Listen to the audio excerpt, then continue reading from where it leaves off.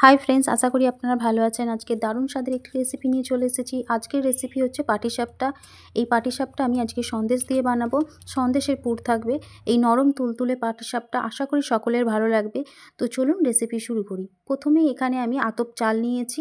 চায়ের কাপের 2 কাপ আমি এখানে আতপ চাল নিয়েছি। এরপর আমি চালটাকে ভেজাতে দিয়ে দিলাম আধ ঘন্টার জন্য। তো ফিরে এলাম আধ ঘন্টার পর। চালটা আমি পরিষ্কার করে ধুয়ে নিয়েছি। চালটা খুব সুন্দরভাবে ভিজে গেছে। এরপর আমি এটা শিলের মধ্যে নিয়ে নিলাম। এখানে আমি শিলে এটা বেটে নিচ্ছি। অল্প অল্প জল দিয়ে আমি এখানে চালটা বেটে নিয়েছি। আপনারা চাইলে মিক্সিতেও করে নিতে পারেন। তো চাল বাটাটা আমি একটা পাত্রের মধ্যে তুলে নিয়েছি। আপনাদের দেখিয়ে দিচ্ছি, হাতা করে দেখুন। 2 কাপ চালের জন্য এখানে আমি 3 চামচ আটা ব্যবহার করেছি। আপনারা চাইলে ময়দাও ব্যবহার করতে পারেন। তারপর পরিমাণ অনুযায়ী নুন দিয়েছি। এবার দিয়ে বেশ ভালো করে এটা মিশিয়ে নিতে হবে, যাতে কোনো রকম ডলা না থাকে। ব্যাটারটা কিন্তু স্মুথ করে নিতে হবে। ঠিক এভাবে আমি এখানে গরম জল অ্যাড করব। এরপর আপনারা চাইলে গরম জলের পরিবর্তে একটু কুসুম গরম দুধও দিতে পারেন।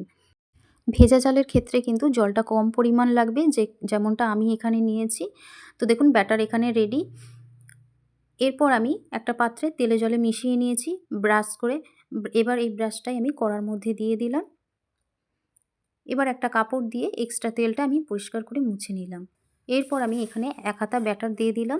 এবার কড়াটা হালকা করে ঘুরিয়ে নিলাম। এবার একটা ঢাকনা দিয়ে আমি ঢেকে দেব 30 সেকেন্ডের জন্য। ফিরে এলাম 30 সেকেন্ডের পর। দেখুন পাটিসাপটার পিঠা কিন্তু খুব সুন্দরভাবে হয়ে এসেছে। আর দেখুন কড়া থেকে কিন্তু ছেড়েও দিয়েছে। তো এরপর আমি এখানে সন্দেশের পুরটা দিয়ে দিলাম। দিয়ে এবার হালকা করে ভাঁজটা করে নেব। খুব গরম আছে, সেজন্য একটু অসুবিধা হচ্ছে। তো আমি খুন্তি করেও করে নিচ্ছি। তো খুন্তি করে পারছিলাম না, হচ্ছিল না, সেজন্য আবারও আমি হাত দিয়ে করে নিলাম। তো এইভাবেই আমি কিন্তু সবকটা পাটিসাপটা করে নিয়েছি, একদম নরম তুলতুলে। তো যদি আপনাদের ভিডিওটি ভালো লেগে থাকে অবশ্যই লাইক, কমেন্ট, শেয়ার করবেন।